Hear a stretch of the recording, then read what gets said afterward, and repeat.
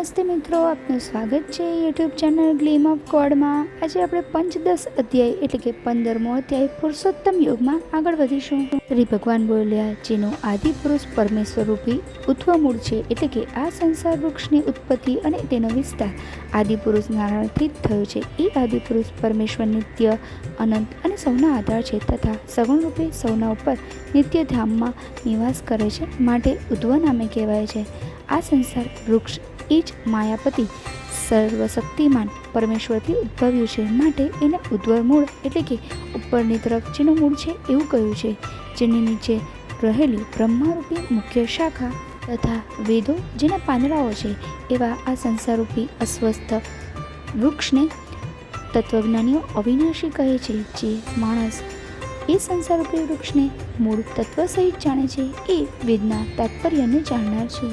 એ સંસાર વૃક્ષને ત્રણેય ગુણોરૂપી જળ વડે વૃદ્ધિ પામેલી અને વિષયોરૂપી કોંપળો ધરાવતી દેવ, મનુષ્ય, તિર્યક આદિ યોનિઓ રૂપી શાખાઓ નીચે અને ઉપર આમ તેમ ફેલાયેલી છે। તેમજ એ શાખાઓના મનુષ્યલોકમાં કર્મ અનુસાર બંધનારા અહંતા, મમતા અને વાસનારૂપી મૂળિયા નીચે અને ઉપર બધા લોકમાં ફેલાયેલા છે।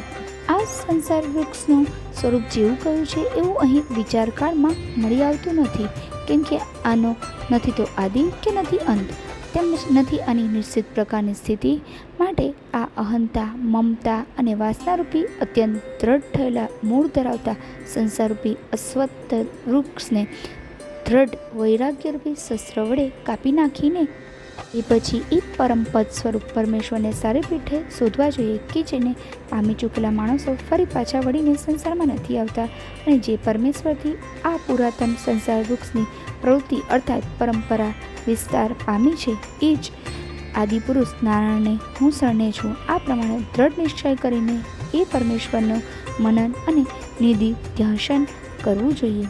જેમના માન અને મોહ નષ્ટ થઈ ચૂક્યા છે, જેમણે આસક્તિરૂપી દોષને જીતી લીધો છે, જેમની પરમાત્માના સ્વરૂપમાં નિત્ય સ્થિતિ છે અને જેમની કામનાઓ પૂર્ણરૂપે નાશ પામી ચૂકી છે, એવા સુખ દુઃખરૂપી દ્વંદ્વથી છૂટેલા જ્ઞાનીજનો એ અવિનાશી પરમપદને પામે છે। જે પરમપદને પામીને મનુષ્ય પાછા ફરીને સંસારમાં આવતા નથી, એ સ્વયં પ્રકાશિત પરમપદને ન તો સૂર્ય ઉજાડી શકે છે, ન ચંદ્રમા કે ન અગ્નિ, એ મારું જ પરમધામ છે।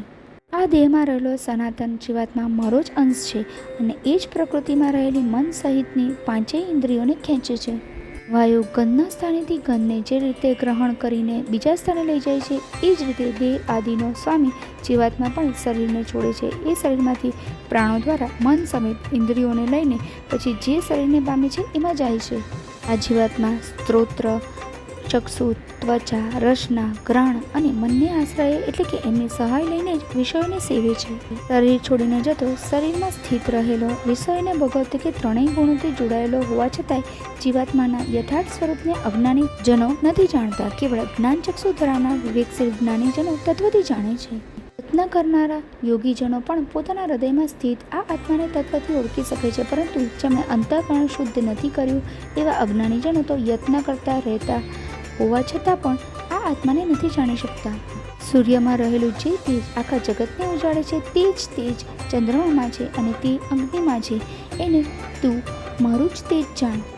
હું જ પૃથ્વીમાં પ્રવેશીને પોતાની શક્તિથી સઘળા ભૂતોનું ધારણ કરું છું, અને રસ સ્વરૂપ એટલે કે અમૃતમય ચંદ્રમાં બનીને સઘળી વનસ્પતિઓને પોષું છું। સર્વ પ્રાણીઓના શરીરમાં સ્થિત રહેલો હું જ પ્રાણ અને અપાનથી સંયોજાયેલ વૈશ્વાનર અગ્નિ સ્વરૂપ થઈને 4 પ્રકારના અન્નને પચાવું છું।